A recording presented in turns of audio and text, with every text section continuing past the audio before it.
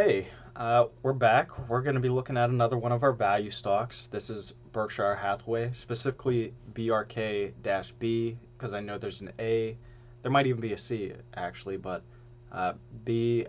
The reason we're following this one, even though it's the same company, is mainly because it's in a more reasonable price point. I think Berkshire A is like in the thousands. I'm not sure if it's on this sheet. Yeah, Berkshire A is 471,000. So obviously I don't have that type of money around. But we do have the last month on the screen, and the reason for that is the last time we checked on this one was March 3rd. So it's been about a month since we looked at this.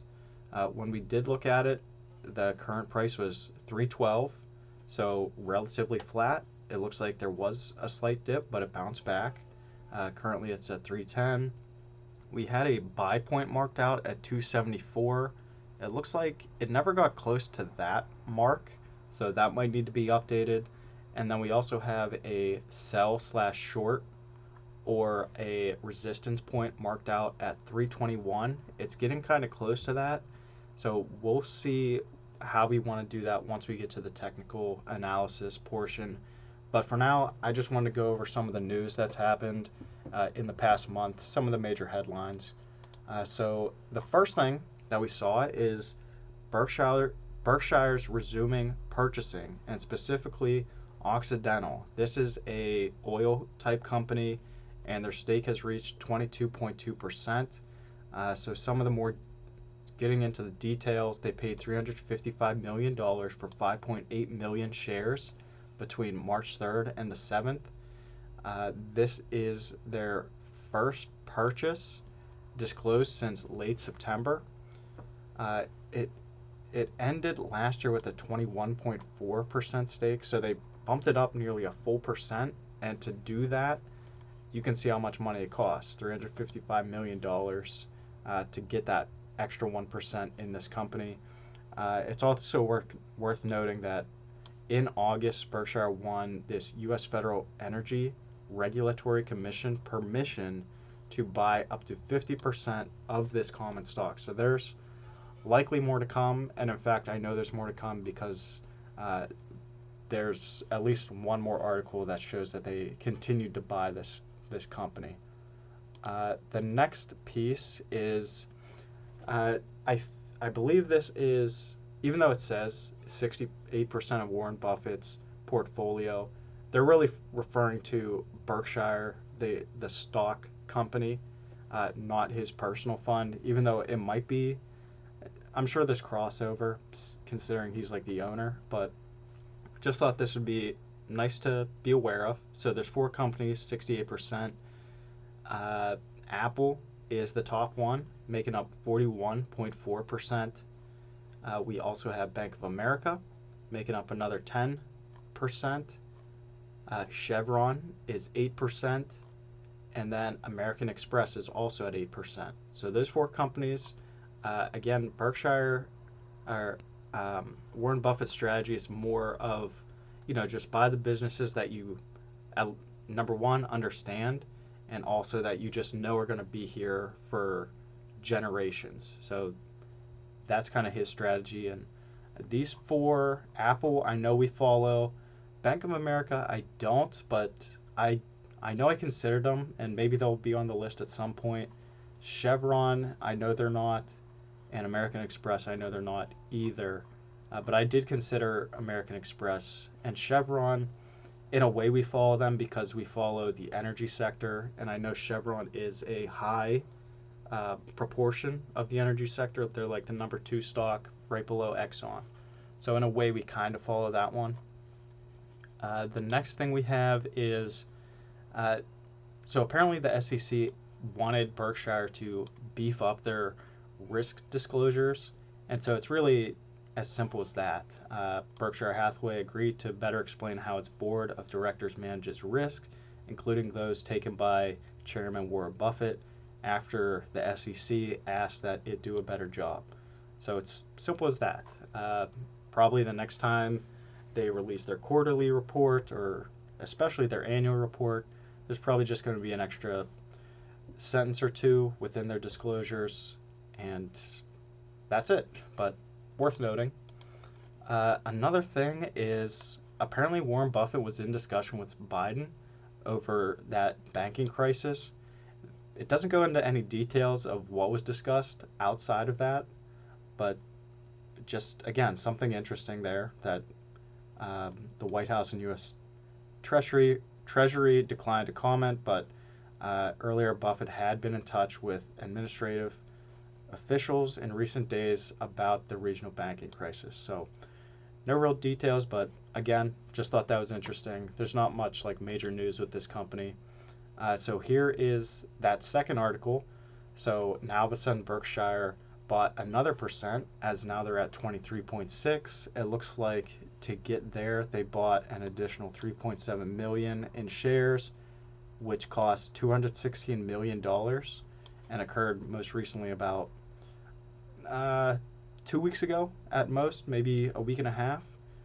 It looks like to get this percentage, it's a lot less. If we go back here, it looked like to go from 21 to gain that 0.8%, they paid 355 million, and then all of a sudden, more recently, to gain another 0.8%, it only cost them 216 million. So I guess Occidental's going down.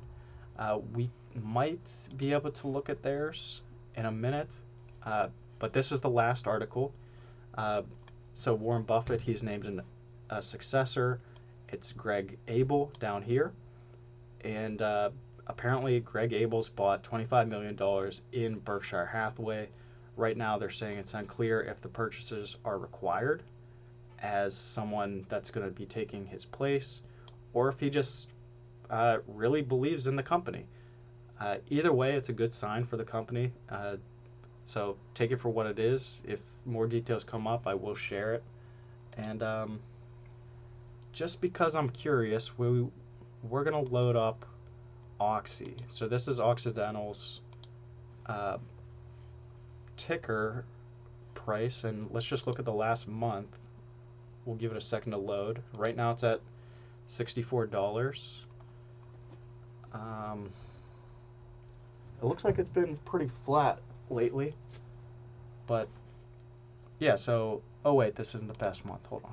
Okay, so it's actually going up. It looks like Berkshire made some purchases down here at 61, and then more recently also at about 58, 59, so that kind of tracks with the dollar values that they were putting in to gain those percentage interests. So something to consider. We'll circle back to this once we get to the energy sector. But yeah, just worth noting there. So on to the technical analysis. So again, whenever we looked at them last, it was at 312. Right now it's at 310. A buy point is that green line that we have here, and I'll zoom in a little bit. And that green line is at 273. Or I'm sorry, the green line's at 274, but I'm noticing, especially ever since we crossed into 2023, and really since November of 22, 295 seems to be having some support. So I'm going to add that in as a potential new buy point for us, and I'll share my tracker sheet once I wrap up here. Relatively flat for past 6 months. But yeah, so I still like my chart here, how it's set up. Again, maybe the new buy point should be moved up to 295. I do have it marked out. For now, we'll just keep it at how it is, but barring any crazy changes, I think this one might continue to just trade within this range of 295 and 321. We'll continue to watch it. Hopefully it's less than a month until we get back to this. Hopefully it's only a couple weeks next time. But yeah, we'll just continue to follow this. Me personally, I'm just going to keep watching this. again, it's in a very small range, and I think it's just going to bounce around. So for now, I'm going to hold out, see if we can get it close to 295 again, around 300. I would also accept. Um, but yeah, I that pretty much sums it up for me. And so just to show you where we're at, um, and I'll unhighlight this. I was saying it was close to like a short type position, but again, I'm just not really in the mood to short anything. So if anything, this is more of like a resistance point, 321. If it were to reach that level, I think it might struggle to get over that, and if anything, it'll pull back. Just not sure how much it would pull back.